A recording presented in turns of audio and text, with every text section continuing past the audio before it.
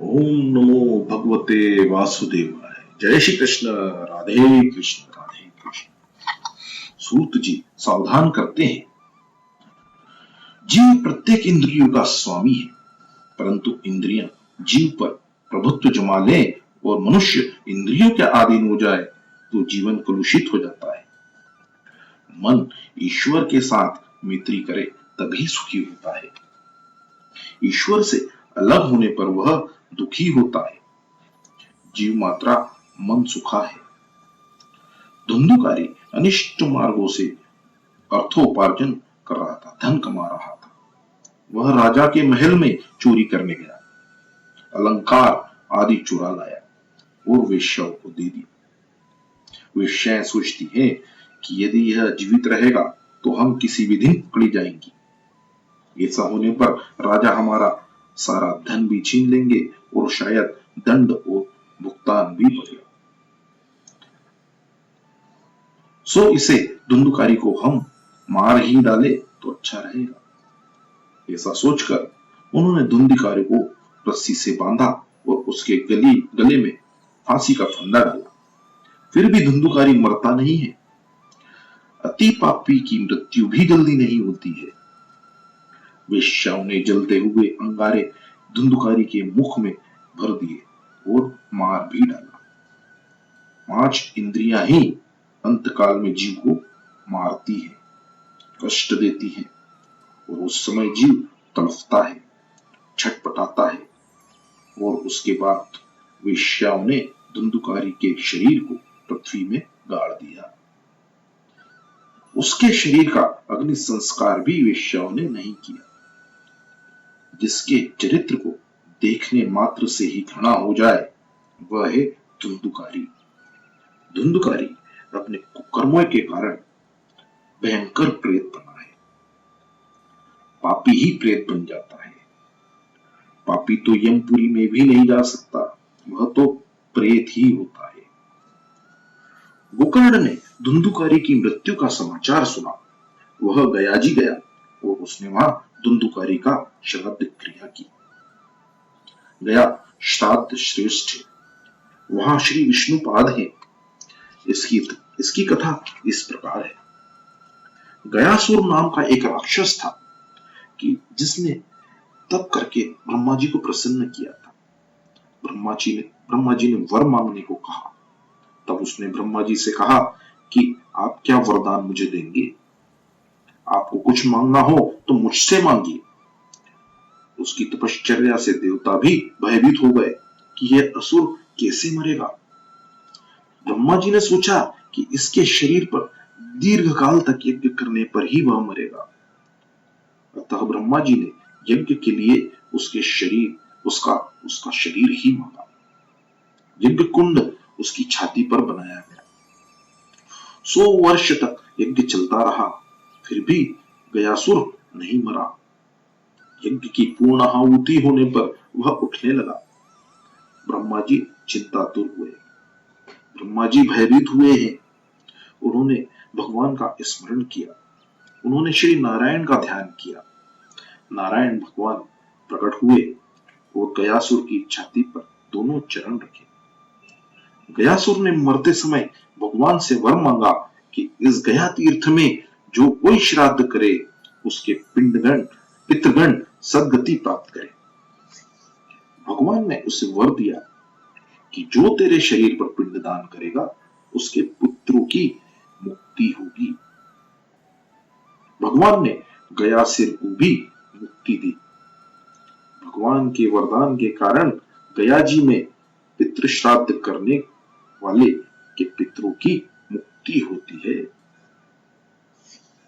गोकर्ण बाद में अपने घर को लौटा। रात में उसने किसी के रोने की आवाज सुनी। मनुष्य पाप करता हुआ तो हंसता है, पर पाप का जब दंड भुगतना पड़ता है तब रोता है।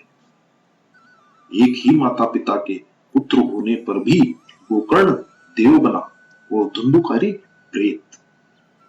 देव होना या प्रेत होना तुम्हारे अपने ही हाथों में है। गोकर्ण ने पूछा कि तू कौन है? तेरी ऐसी दशा क्यों हुई? तू भूत है पिशाच है या राक्षस? प्रेत ने कहा, मैं तुम्हारा भाई धुंधुकारी हूं। बहुत पाप करने के कारण मेरी यह हालत हुई है। मुझे प्रेत योनि मिली है।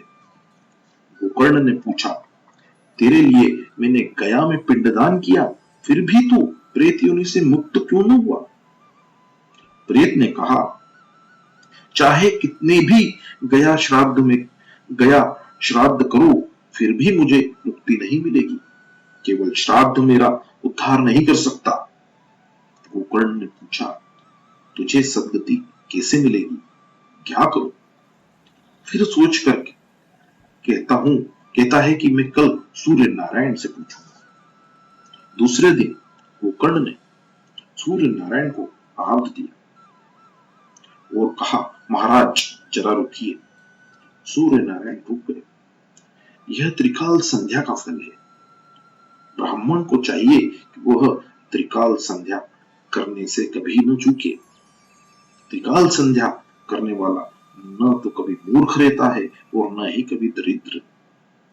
सूर्य नारायण ने पूछा, क्या काम है मेरा? गोकर्ण ने कहा, मेरे भाई के उद्धार का कोई उपाय बतलाइए। सूर्य नारायण ने कहा, अपने भाई को सदगति दिलाने की इच्छा हो तो भागवत की विधि पूर्वक कथा कर। श्रद्धा से जिस आत्मा की मुक्ति नहीं होती है उसे भागवत मुक्त करता है। भागवत शास्त्र मुक्ति शास्त्र है। भागवत से मुक्ति मिलती है। धुंधिकारी को पाप से मुक्त करने के लिए गोकर्ण ने भागवत सप्ताह का आयोजन किया। धुंधुकारी वहां आया, किंतु उसे बैठने के लिए जगह न मिली तो 7 गांठ वाले पास में प्रविष्ट हुआ। रोज एक के बाद एक गांठ टूटती गई। 7वें दिन परीक्षित मोक्षित की कथा हुई। पास में से दिव्य पुरुष बाहर निकला। गोकर्ण को प्रणाम करके बोला, भाई, प्रेत योनि से तूने मुझे मुक्त किया। धन्य है भागवत कथा। जड़ बांस की गांठ टूटती है तो फिर चेतन की क्यों न टूटे। विवाह में 2 व्यक्तियों के दामन बंध जाते हैं। पति पत्नी का स्नेह ही ग्रंथि है। इस ग्रंथि का छूटना कठिन है। परमात्मा की सेवा करने के लिए एक दूजे का साथ मिला है। ऐसा सोचे तो पति पत्नी सुखी हो सकते हैं। बांस में अर्थात वासनाओं में धुंधिकारी रहा था। बांस की 7 गांठें अर्थात वासनाओं की 7 गांठ। वासना ही पुनर्जन्म का कारण है। अतः वासना को नष्ट करो। वासना पर विजय पाना ही सुखी होने का उपाय है, मार्ग है। मनुष्य मोह को नहीं छोड़ सकता। वासना अर्थात आसक्ति 7 प्रकार की होती है।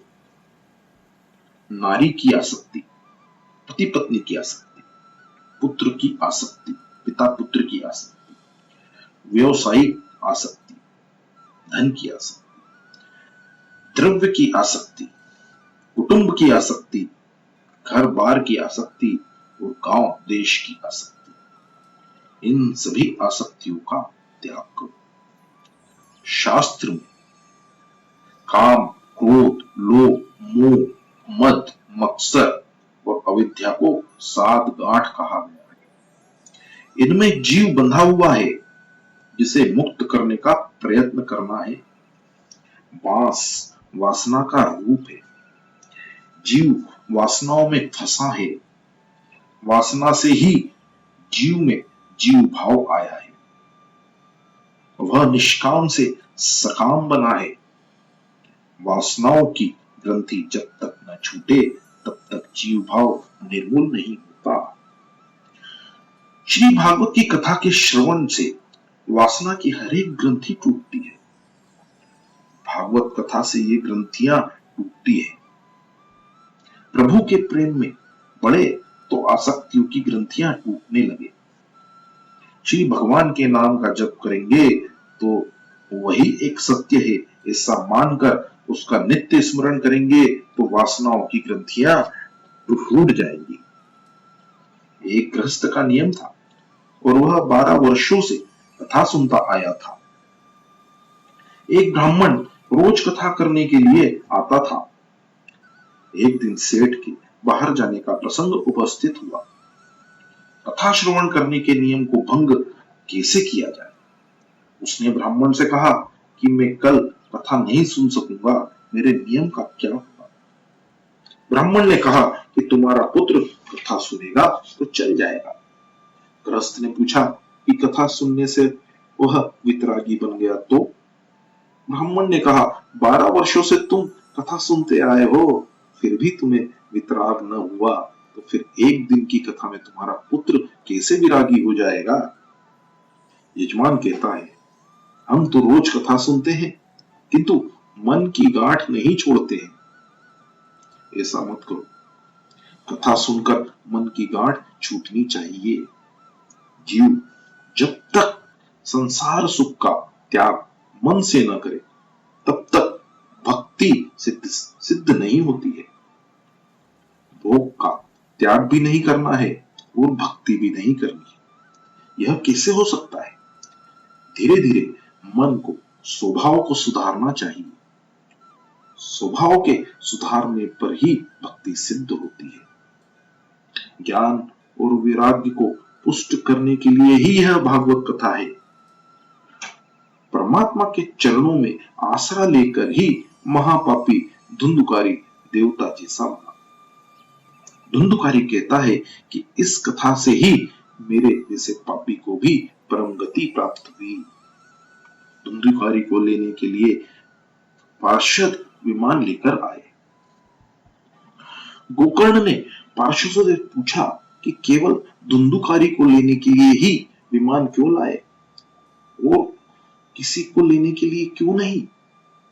पार्षद कहता है, वह धुंधुकारी एक आसन पर बैठता था, अनशन करता था और रोज कथा का मनन करता था।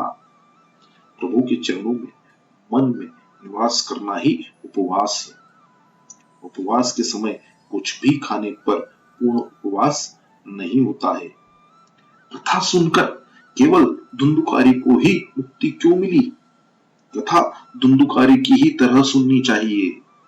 उसने कथा का मनन और निधिध्यासन किया, उसे मुक्ति मिली।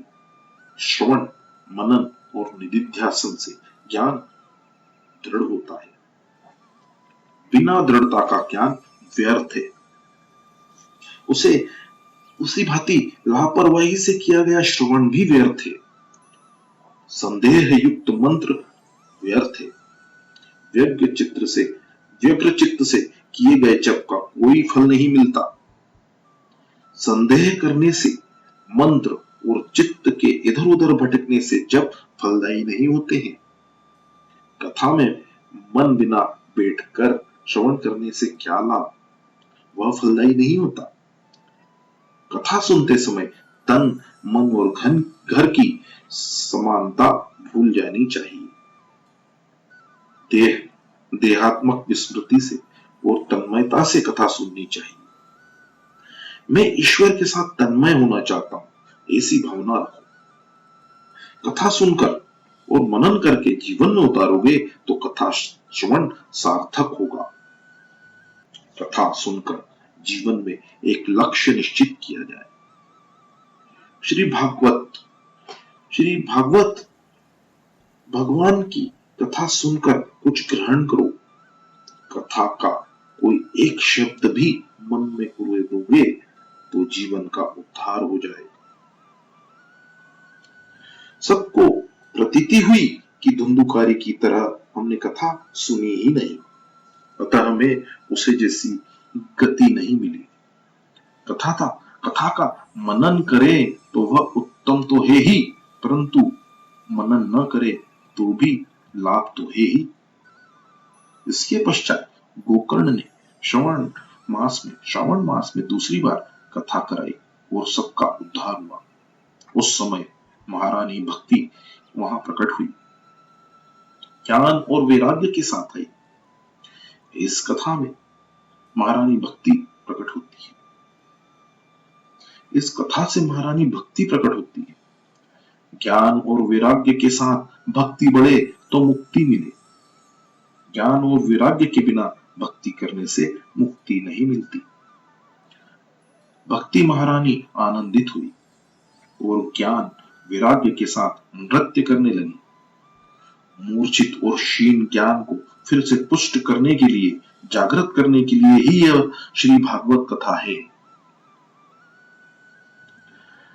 गोकर्ण के सभा मंडप में भगवान प्रकट हुए। उन्होंने गोकर्ण से कहा कि मैं तुम्हारे कथा कीर्तन से प्रसन्न हुआ, तुम कोई वरदान मांगो। जय श्री कृष्ण, राधे कृष्ण।